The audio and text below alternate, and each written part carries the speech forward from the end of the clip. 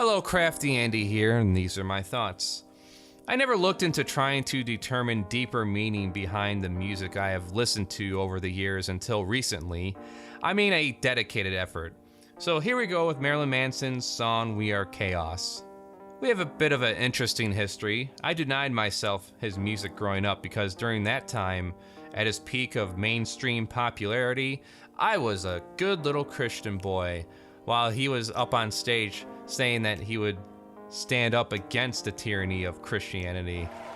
My fellow Americans, we will no longer be oppressed by the fascism of Christianity. And we will no longer be oppressed by the fascism of beauty. Because I see you all sitting out there trying your hardest not to be ugly, trying your hardest not to fit in, trying your hardest to earn your way into heaven. But let me ask you, do you want to be in a place that's filled with a bunch of assholes? It's kind of fucking ridiculous considering I had no problem listening to the 9 Inch Nails song Heresy with the lyrics, God is dead and no one cares. But Marilyn, no, I convinced myself I didn't like his music when I fucking did because of outside influences at my church and youth group. You gotta love superstition. Now, I'm not a Rosetta Stone of knowledge, and I'm not pretending to be, so what's this song about regarding the lyrics and imagery of the music video? If you say that we're ill, give us your bills, hope will just go away. We have to appreciate that despite the things that are wrong in our society, we actually have means to take care of people afflicted with mental illnesses or physical ailments, people that would otherwise go entirely untreated in societies with lacking conditions. There comes with it complicated issues involving over-medication, such as when it comes to young children, for example, drugging them into behavioral changes and then drugging them further to counter the side effects of the initial drugs. Seroquel XR, Adderall, Lexapro. This one is Shotera. These are the meds that I've been taking since I was 4. 1, 2, 3, 4, 11, 12, 13. The overprescribing of opioid medication to treat pain, leading to an epidemic that is treated more as a criminal manner instead of a health manner. Once you've inhaled death, everything else is perfume.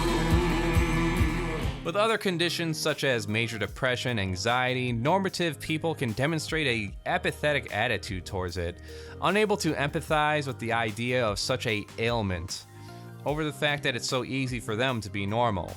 Just be happy, get over it. Ugh, don't bother me with your problems, I'm not a psychologist. That sort of thing. Maybe I'm just a mystery. I could end up your misery. Maybe I'm just a mystery. I could end up your misery. But it's not just mental or physical abnormalities. It can just simply be from being different, leading to the singling out by your peers for being a nerd, queer, or other. You can be an enigma to others as well as being one to yourself. Who am I? Why couldn't I just be fucking normal? It can be an outside force or an indirect societal effort, creating an environment that will try and force you into a conformed way of thinking and behaving. Ironically for me, it was the church that had a sermon stating that I would go to hell for my weird queer desires. It started a cycle of self-hatred that made me more fucked up than any one of my bullies could have ever hoped for. Though their collusion in my childhood experiences of being isolated and singled out did play a key developmental role in my fucked upness, the church added a mental oppression instilled into me. A nice, young, bully child of 11 trying not to think of bad thoughts, which in turn lead to the thinking of said bad thoughts, feeling guilty, trying to block it out of their mind, leading to thinking of the bad thoughts, and the cycle continues for another 10 years. In the end, we all end up in a garbage dump, but I'll be the one that's holding your hand. A representation of death? mortality applies to us all, or is it more like a living death?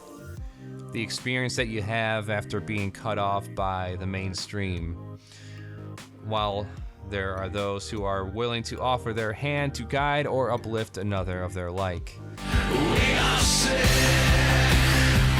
fucked up and complicated. We are chaos. We can be cured. We can often feel out of place, and the best thing to do is to not give in to despair or self-loathing, but to accept it. To be accepting of what we are, and there are some inherent flaws we will always carry with us.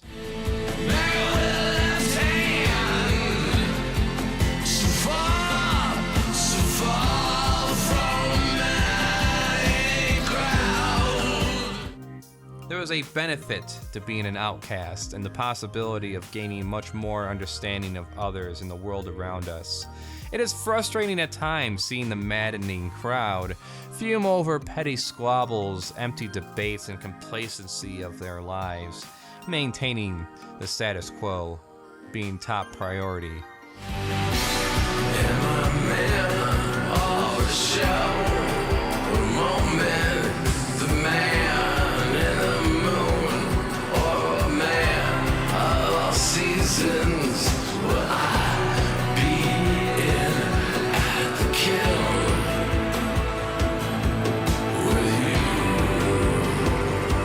Uncertainty of one's knowledge of doing the right thing, the path to a better future, or is it destruction? It's a constant mental struggle for people like us, living in our own private worlds, never truly ordinary. Be it everyday working people to the shell-shocked soldiers, as the music video depicts. Mental and or physical ailments, or simply being different, comes the rejection of the normative majority, a struggle with anguish and the more self-aware perspective on the world we live in. These are just my thoughts. Got any of your own? I'd like to go over some comments. Well, I just got one. It was from my video, done with reactionary channels. So check that out if you like. From For the Big Time. I've noticed that Mr. H has got sucked into the realm of complaining about equality anytime there is a female lead or some type of agenda, or if it's a minority, still some type of agenda. I guess they prefer the days when the black guy gets killed first every time, that we've witnessed for decades, the same bullshit-ass formula that they always use. I remember Mr. H was supposed to review the Watchmen series, but I guess it was too diverse for him to handle. Guess it was too much for the racism in his subconscious to stomach to do an honest review on it. Overall, I thought he just had a movie review channel, but now all he talks about are political issues with racist dog whistles from talking points I usually hear racists speak about. It's obvious that he's trying to cater to a certain audience from time to time, even though he prefers a broader audience, but that particular aspect must really pay the bills on the hate side of things. This has been a fantastic video that you have produced, and there needs to be more like this by other channels to challenge Mr. H and exposing his hypocrisy. Yeah, sad thing is too, like many others, I did not know of the Tulsa Massacre until the Watchmen series came out. In fact, people that live in Tulsa and grew up there didn't know about the Tulsa Massacre. Something terrible happened here. And for decades, people didn't talk about it.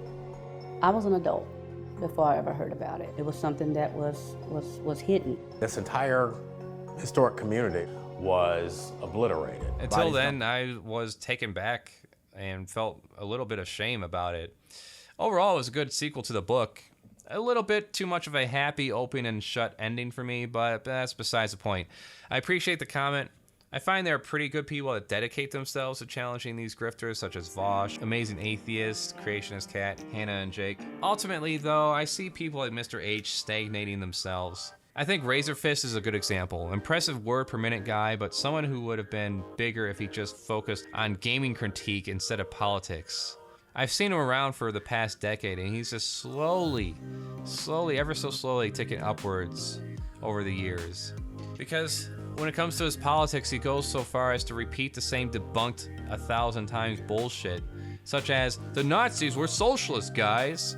Even though a quick history search shows that they killed socialists. It's like, imagine if JonTron doubled down on his political views after that bad take with Destiny, as if he knew what he was talking about.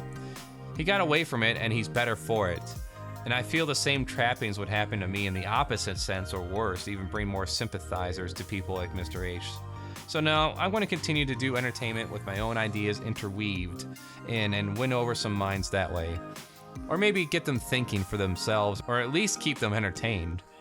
Art editing chill streams are on twitch.tv/CraftyAndy IGMTM, Monday through Thursday, 5 p.m. Gaming, Friday, 5 p.m. and Sunday, 8 p.m. If you want digital downloads of this and future art, become a patron. Art prints are for sale regarding the piece and many others at my Art Pal store. Undertale Let's Play highlights with Preacher Greg are nearly complete. Through our faith, you keep what you kill. Just as the Holy Bible says, the power of God and His Holy Son, Jesus Christ of Nazareth. Next major episode is going to be Siren Head. Share, like, subscribe, and do a backflip. Hopefully without breaking your spine. Toodles.